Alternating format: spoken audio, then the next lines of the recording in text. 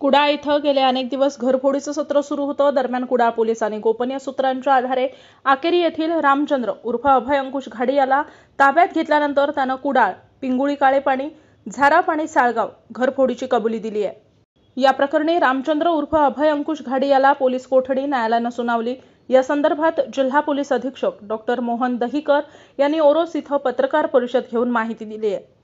या पत्रकार परिषदेला अप्पर पोलीस अधीक्षक ऋषिकेश रावले, कुडाळ पोलीस निरीक्षक राजेंद्र मगदूम, सहाय्यक पोलीस निरीक्षक गजेंद्र पालवे, पोलीस अंमलदार संजय कदम, प्रमोद कालसेकर, कृष्णा केसरकर, जीवन कुडाळकर, हरीश पाटील, गणेश चव्हाण जळवी उपस्थित होते.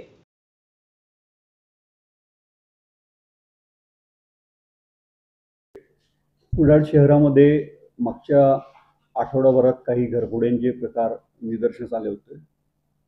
या घरफोडीचा तपास करत असतानाच दुसरी घरफोडी व्हायची अशा पद्धतीचं एक प्रकरण निदर्शनास आलं.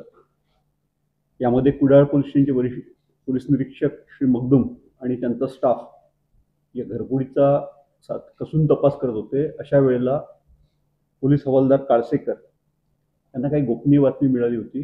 गोपनीय सूत्राद्वारे त्यांना एक संशयित त्या परिसरामध्ये येऊन गेल्याचं आढळून आलं होतं. त्यात पुढील तपास केला तेव्हा तो आरोपी मिळून आला आणि त्याच्याकडनं वेगवेगळे असे सगळे एकूण 6 गुन्हे घरफोडीचे कुडाळ पोलीस स्टेशनच्या अंतर्गत उघडकीस आलेले आहेत. हा आरोपी यापूर्वी देखील रेकॉर्डवर होता आणि सावंतवाडी पोलीस स्टेशनमध्ये त्यावर पूर्वीचे 3 घरफोडीचे गुन्हे, त्याच पद्धतीने एक लैंगिक अत्याचाराचा गुन्हा देखील या आरोपीच्या विरुद्ध दाखल आहे. अशा पद्धतीचा शिताफीने घरफोड्या करणाऱ्या पर्टिक्युलरली काही बंद घरांमध्ये जाऊन त्या ठिकाणी घरफोडी करून दस्तऐवज किंवा माल चोरून नेणारा आरोपी आहे. त्याला अत्यंत शिताफीने कुडाळ पोलीस स्टेशनचे स्टाफने जेरबंद केलेला आहे आणि सर्व गुन्हे उघडकीस आणलेले आहेत. सर्व गुन्ह्यातील बहुतांश मालमत्ता रिकव्हर झालेली आहे. या ठिकाणी 3 अँड्रॉइड टीव्ही, 27 ग्रॅम सोन्याचे दागिने, चांदीचे दागिने, अनेक mobile phones, camera, radio, speaker, वजन काट्या, त्याच पद्धतीने घरफोडीच्या कामात वापरल्या जाणाऱ्या कटावण्या, स्क्रूड्रायव्हर, पकड इत्यादी साहित्य आरोपीकडनं हस्तगत केलेलं आहे.